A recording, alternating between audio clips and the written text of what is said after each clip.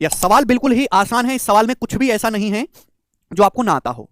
दो बिस्तरों का क्रिया मूल्य बराबर है, दो आपके पास बेड है, उनका सीपी सेम है, क्रिया मूल्य सेम बेचा गया है। क्लियर है? दूसरे को पहले वाले से 5504 रुपए कम में बेचा गया, दूसरे को पहले से 5504 रुपए कम में बेचा गया।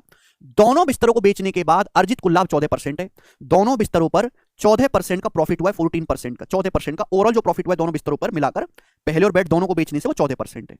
तो आपसे पूछा प्रत्येक बिस्तर की लागत मूल्य क्या है। देखिएगा, प्रॉफिट या लॉस हमेशा सीपी को बेस मान के निकाला जाता है।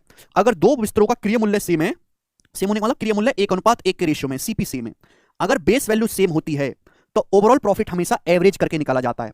अगर ओवरऑल प्रॉफिट 14% है तो इन दोनों का एवरेज 14 होना चाहिए। 14 एवरेज तभी आएगा जब इन दोनों का सम 28 हो।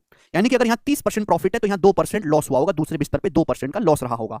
ठीक है ना? ये 30% प्रॉफिट, 2% लॉस, ओवरऑल एवरेज लेंगे, 30 और -2 का एवरेज आपका कितना आएगा? 14। ठीक है बच्चों, तो ये कंसेप्ट है सवाल में, और कोई भी कंसेप्ट नहीं है। दोनों बिस्तरों का अगर सीपी सेम है, क्रिया मूल्य सेम है, तो ओवरऑल जो है आपका एवरेज हो गया। यानी कि पहले बिस्तर को बेचा 30% प्रॉफिट पे, दूसरे को 2% लॉस पे, तो कितना डिफरेंस है? 30 और -2 में कितना डिफरेंस है? 32% का डिफरेंस है। जबकि डिफरेंस कितने रुपए का है? 5504 रुपए का। दूसरे बिस्तर को पहले वाले से 5504 रुपए कम में बेचा गया है, तो 32% की वैल्यू 5504 रुपए है। ठीक है भाई? तो 2 दूनी 4, देखो यूनिट से कर लेंगे। 2 दूनी 4 जा सकता है, 2 अट्ठे 16 नहीं जा सकता, 2 अट्ठे 16 नहीं जा सकता, 2 छिक्का 12, 2 छिक्का 12 ये भी नहीं जा सकता। तो एंड में 172 यही आ सकता है। ए ऑप्शन आंसर है।